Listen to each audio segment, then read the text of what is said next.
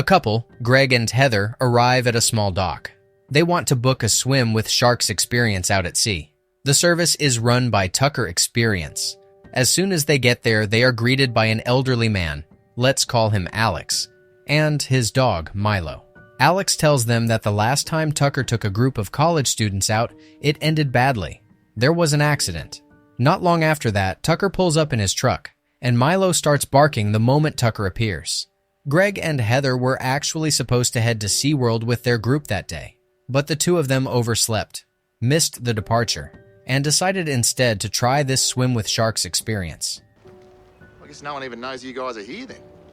Before long, they are already at sea. Tucker shares his background. When he was a kid, he was surfing alone and was struck by a great white shark. By some miracle, he survived. The mark of that bite remains on his body. Tucker says he never developed trauma. If anything, he now earns a living working directly around sharks. In his view, the incident was not the shark's fault. They arrive at the dive spot, and Tucker scatters chunks of bait and a slick of blood into the water to draw the sharks closer. Meanwhile, Greg steadies Heather's nerves so she can try the experience.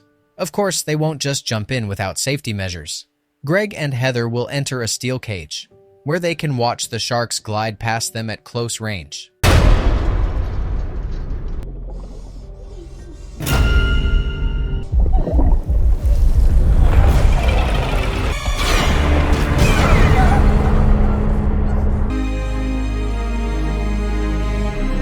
It turns out that once it's over, the whole experience feels meaningful to Heather. She genuinely enjoys it. However, in an instant, her happiness turns into a real-life nightmare.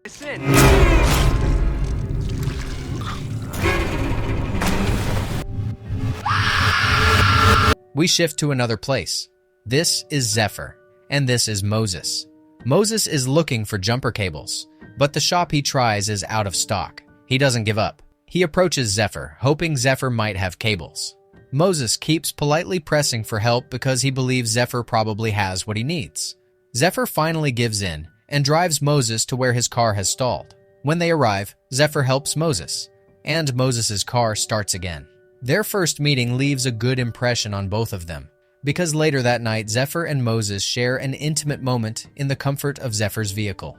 They talk about their lives, exchange numbers, and spend the night together. In the morning, Moses makes breakfast, but when he brings it over, Zephyr is already gone. Zephyr has gone to the beach to surf, and while prepping her board, Zephyr realizes she forgot her board key. Rather than go back home, she asks around for help. By chance, she sees a pickup truck. It turns out to belong to Tucker. With an easy smile, Tucker lends her a key. Tucker leaves, and Zephyr continues setting up her board.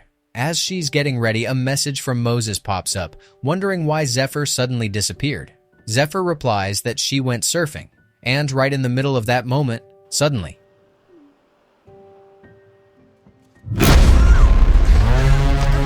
after Tucker manages to knock Zephyr unconscious, he takes Zephyr's surfboard and carries Zephyr to his vehicle. Tucker heads straight to the dock, and once again, Milo barks when he sees him. Milo seems to sense Tucker's true nature. Tucker brings Zephyr into the boat's storage room, while Moses heads to the beach. He finds Zephyr's car, but of course, Zephyr is not there. Moses tries calling, but there's no answer. Meanwhile, in the ship's storage compartment, Zephyr comes to and panics. Heather is here too, and there's only a small bucket for basic needs. Zephyr shouts for help, but it's no use. They are both far out at sea. Zephyr refuses to sit still. She searches for anything that could help her remove the restraints. While looking around, she notices a name carved into the wall, Eva. She realizes that she and Heather are not Tucker's first victims. Meanwhile, Tucker relaxes, fishing as if nothing at all is wrong. Zephyr keeps trying, while Heather is already on the edge of giving up. She has no one here. Greg is gone, and there is no working way to contact anyone. They share the same fate. Back on shore, Moses is still looking for Zephyr. Along the way, he sees Zephyr's car being towed.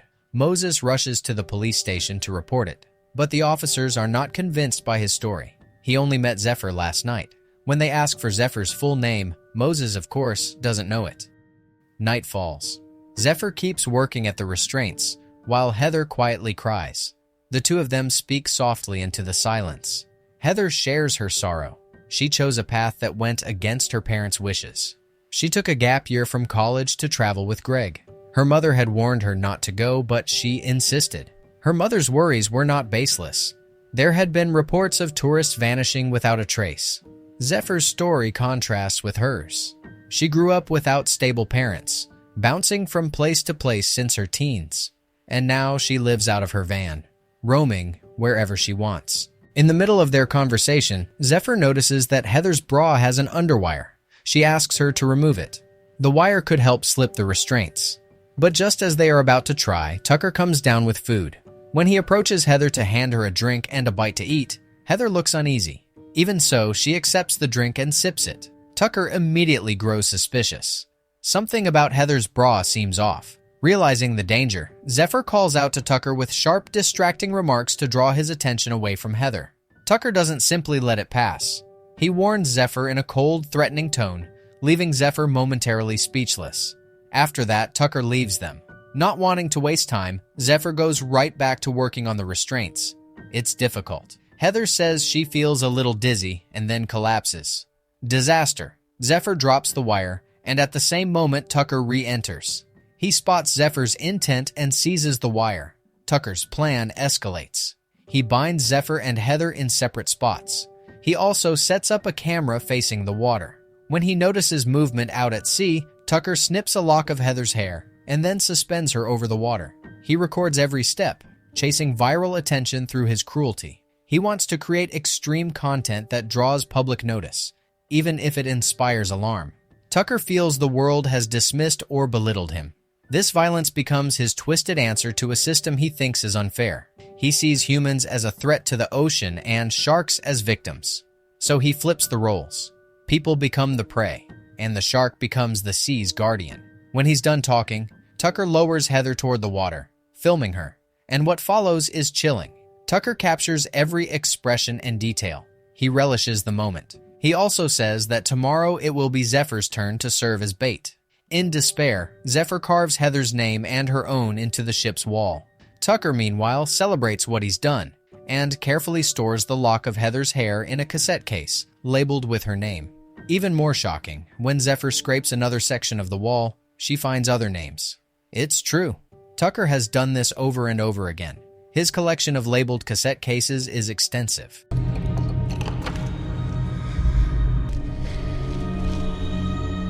We cut to Moses, surfing alone and feeling the quiet weight of life. He can't stop thinking about Zephyr. Even a one-night spark with Zephyr left a lasting impression. Back on the boat, Tucker brings breakfast to Zephyr, but Zephyr refuses and kicks it away, certain it's been drugged. Zephyr voices her anger, hurling stinging words at Tucker. Tucker is unfazed and walks off, leaving Zephyr behind. Once Tucker's gone, Zephyr notices the bucket and picks it up to set a small plan in motion. Night falls. Tucker eats while replaying the footage of Heather. After that, he prepares a sedative he intends to use on Zephyr. When he heads toward Zephyr to inject it, Tucker slips.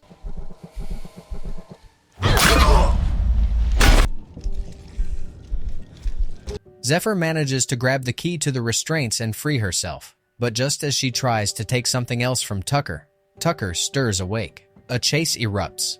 Zephyr gets some distance, but Tucker lands the injection. Zephyr runs to the radio room to call for help, but no one answers. In the distance, she sees a brightly lit party boat. She shouts at the top of her lungs, but it's no use. Suddenly, Tucker rises again. This time, Zephyr is cornered. She snatches Tucker's camera and hurls it into the sea, and then dives in herself. But the sedative starts to take hold. She loses consciousness in the water, and Tucker hauls her back aboard with a line. Morning comes. It seems Moses finally convinced the authorities. Now the police and Coast Guard are launching a large-scale search. Not content to wait, Moses checks a beach CCTV app. There, he sees the date and time Zephyr arrived at the beach, and also a clear shot of Tucker's truck, branded Tucker Experience. Moses looks up Tucker Experience on the internet and finds what he needs. Meanwhile, at the dock, Tucker returns to buy supplies. Alex stops him to say that the night before, a wealthy family came by asking to book a shark swim. Alex even received their business card, but Tucker doesn't care and leaves. He heads to a shop to buy a new camera. In parallel, Moses visits Tucker's dock. When Tucker later drives back, he spots a woman by the road. The look in his eyes changes. Calculating. covetous. Still curious, Moses goes down to Tucker's boat and checks around. As he walks the deck, he hears a noise from below. Without waiting, he forces his way into the hold and finds Zephyr. Zephyr urges Moses to look for something to remove the restraints. Moses searches while calling the police. However, Moses hasn't told the officers everything yet when Tucker returns, and a struggle breaks out.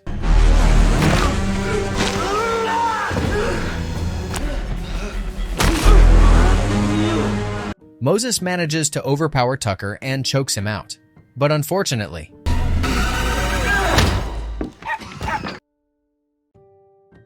Tucker rushes to the control room and sees the fuel running low, as well as a chart marked with smears of dried blood.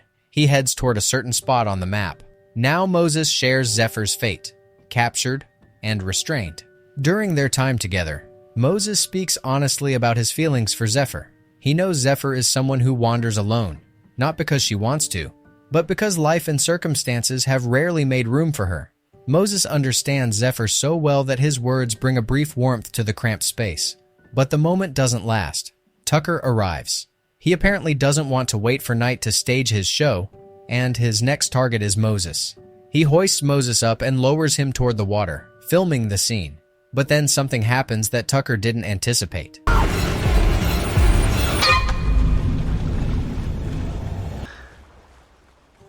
Tucker won't give up. He hauls Moses back in and then stabs him in the abdomen, aiming to draw blood, believing it will attract more aggressive sharks. Just as he is about to lower Moses again, Tucker notices a helicopter in the distance. Sadly, it only passes by.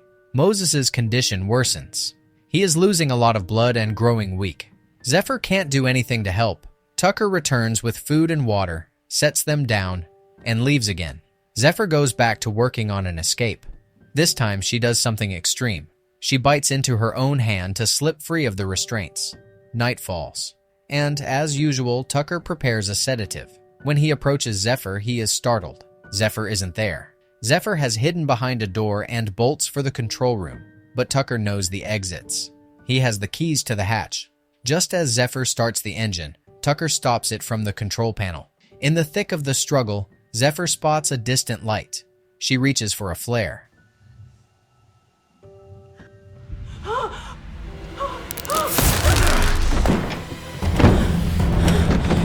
And after a fierce scuffle, Zephyr gains the upper hand and escapes. She dives into the sea and swims for shore. Tucker tries to shoot with a harpoon, but loses sight of her.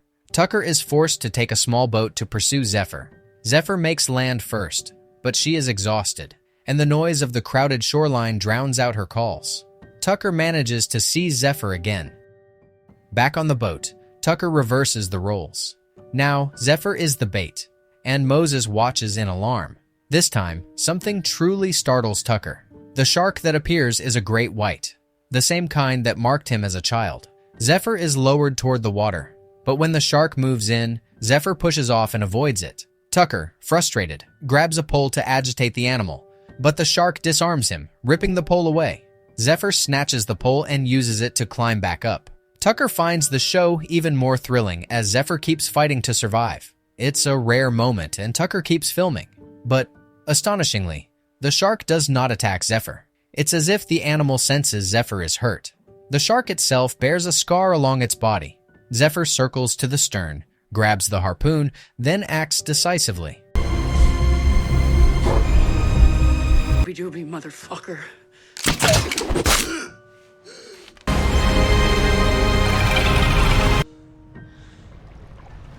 She quickly launches a flare, hoping for help, and sure enough, the party boat blazing with lights, the same one Zephyr saw before, is now nearby, and they spot her signal. The film ends with rescue on the way. Zephyr and Moses survive. Please wake up, please.